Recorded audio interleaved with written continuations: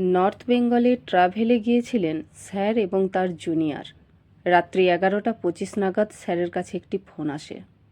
যেহেতু ল প্র্যাকটিসের পাশাপাশি ল পড়ান দীর্ঘ সময় ধরে, তাই ছাত্রীটি হয়তো সেমিস্টার পরীক্ষার সামনে, তাই হয়তো ফোন করেছে, এটাই স্যার ভেবেছিলেন।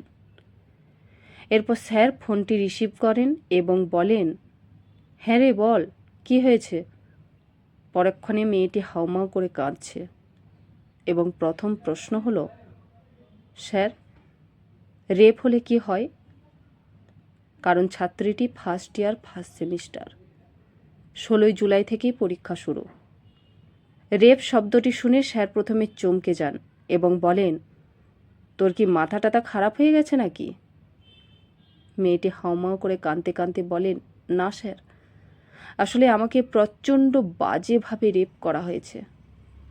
আজকে আমার ফর্ম ফিল আপ করার ছিল, আজ সেই জন্যই কলেজে গিয়েছিলাম। বাকিটা শুনে নিন অডিওতে। আমায় ফোন করে বলে যে স্যার রেপ হলে কি হয়। আমি একটু চমকে উঠলাম যে কি বলছিস, কি মাথাটা গেছে নাকি? প্রচণ্ড কান্নাকাটি করে বলছে, না স্যার, আমাকে খুব বাজে লেভেলে রেপ করা হয়েছে। বললাম কোথায়, কিভাবে, হাউ? এবার সমস্যা হচ্ছে কি, যখন আমরা ট্রেনের ভেতর থাকি নেটওয়ার্কের একটা ফ্ল্যাকচুয়েশন থাকতেই পারে এবং থাকেও। পুরোপুরি শুনতে পেলাম না। আমাকে বললো, স্যার আমি আজকে আমার কলেজে ফর্ম ফিল আপ ছিল, আমি ফর্ম ফিল আপের জন্য আজকে গেছিলাম।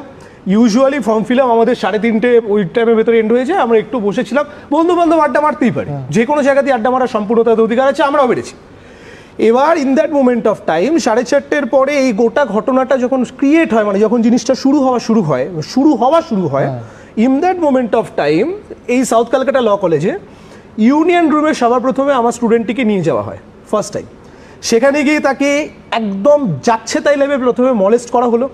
মলেস্ট করার পরিপ্রেক্ষিতে তারপর এই পার্টিকুলার ইউনিয়ন রুম থেকে বের করার পরিপ্রেক্ষিতে আফটার দ্যাট যে সিকিউরিটি গার্ডের রুম আছে, এটি আমার মেয়েটি পরিষ্কার করে বলেছিল যে স্যার তুমি বিশ্বাস করবে না, জাস্ট সিকিউরিটি গার্ডকে ধরে জাস্ট এভাবে আঙুল দেখিয়ে বললো বেরিয়ে গেল এবং সেখান থেকে দাঁড়িয়ে আমাকে পুরোপুরি প্রায় টেনে হিচড়ে ভেতরে ঢোকানোর পরিপ্রেক্ষিতে দাঁড়িয়ে আমি তখন লিটারেলি ভয় পেয়ে যাই এবং আমি মানে প্রচণ্ডভাবে কান্নাকাটি করতে থাকি। আমি বলি এরকম করো না, এবং ইভেনচুয়ালি আমি স্টেটমেন্টটা কোট করে বলছি, আমার প্রথমে প্যান্ট খোলা হয়, তারপরে আমার টপ পোর্শন খোলা হয়, আমার ইনার ওয়্যার্স খোলা হয়, এবং আমি ডাইরেক্টলি আবার বলছি, আমি কোট করে বলছি, পরিষ্কার করে বলে আমার মুখের ভেতর সবার প্রথমে ছেলেটি নিজের যৌনাঙ্গ প্রবেশ করিয়ে দেয়। ঠিক আছে, এই ডিটেইলসগুলো এখন অনেক অল্প বয়সী ছেলেমেয়েরা এটা রেসপেক্টে দাঁড়িয়ে তার উপরে নৃশংস অত্যাচার চলে এবং মেয়েটি বেরিয়ে আমাকে 11:25 নাগাদ ফোন করে। আমি এখন অবধি রেকর্ড দেখিয়ে দিতে পারি। 11:25 অবধি মেয়েটি ফোন করে আমাকে, ফোন করে বলে যে স্যার এরকম সিচুয়েশন, তুমি বলো এখন আমি কি করবো।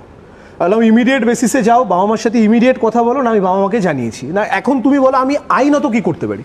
বললাম এটা তোর কোথায় ঘটেছে? না স্যার কলেজ প্রেমাইসিসের ভেতরে। বললাম ইমিডিয়েটলি তুমি কসবা থানায় যাও, ইমিডিয়েট বেসিসে এফআইআর লঞ্চ করো এবং মেডিকেল এক্সামিনেশন যা থাকবে ইনভেস্টিগেটিং অফিসার তোমায় গাইড করে দেবেন।